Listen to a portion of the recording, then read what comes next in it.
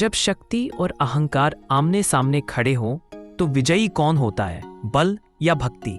यह कथा है महाबली भीम की, जिसने न केवल युद्धों में विजय पाई बल्कि अपने समर्पण से स्वयं भगवान शिव को भी प्रसन्न कर दिया। वनवास के दिनों में पांडव घने जंगलों में भटक रहे थे। द्रौपदी थक कर बैठ गई, उनका गला सूख चुका था। भीम ने तुरंत अपनी गदा उठाई, पर्वत पर प्रहार किया और वहां से एक जलधारा फूट पड़ी। पर द्रौपदी ने शांत स्वर में कहा, मुझे केवल वह जन चाहिए जो शिव के आशीर्वाद से आया हो। यह बात भीम के भीतर कुछ गहरी चोट कर गई। वे समझ गए अब उन्हें केवल शक्ति नहीं बल्कि भक्ति के मार्ग पर चलना होगा। उन्होंने प्रण लिया, जब तक शिव के दर्शन न हो जाए चैन से नहीं बैठूंगा। हजारों कदम चले, घने जंगलों, बर्फीले पहाड़ों और तपोभूमियों से गुजरे। अंततः एक गुफा में पहुंचे जहां वायुमंडल कुछ अलग था, जैसे वहां कुछ अलौकिक छिपा हो। भीम आगे बढ़ ही रहे थे कि सामने एक वृद्ध ब्राह्मण खड़े हो गए। कमजोर, झुकी हुई पीठ पर आंखों में तेज अपार। वो बोले, इस मार्ग से आगे नहीं जा सकते। भीम बोले, मैं शिव की खोज में हूँ, मुझे मत रोको।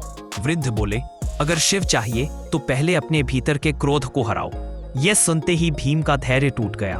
उनकी गदा बिजली सी गिरी, पर्वत थर्राने लगे, जंगल गूंजने लगा, पर वृद्ध अडिग खड़े रहे। युद्ध आरंभ हुआ, पर भीम के हर प्रहार पर वृद्ध की मुस्कान गहराती गई। थक कर जब भीम गिर पड़े, तभी उस वृद्ध के शरीर से एक तेज प्रकाश फूटा। भीम के नेत्रों में जादू भर गया और उन्होंने देखा वो वृद्ध कोई और नहीं, स्वयं भगवान महादेव है। भीम उनके चरणों में गिर पड़े, हे प्रभु, मैं अहंकार में अंधा हो गया था, अब मैं केवल आपका आशीर्वाद चाहता हूं। शिव मुस्कुराए, तू बलवान है, पर अब तू भक्त भी है। तेरे भीतर अब वो शक्ति है जो केवल गदा से नहीं, श्रद्धा से निकलती है। और तभी वहीं भूमि से एक दिव्य शिवलिंग प्रकट हुआ, जिसे आज हम जानते हैं वृहदेश्वर के नाम से। वृद्ध के रूप में प्रकट हुए शिव और बल से जुड़ी भक्ति की वह अमर कथा वहीं से शुरू हुई। आज भी महाराष्ट्र के सेंदूरवफा गांव में स्थित है यह मंदिर, जहां हर सुबह भक्तों की आरती में भीम की भक्ति की गूंज सुनाई देती है।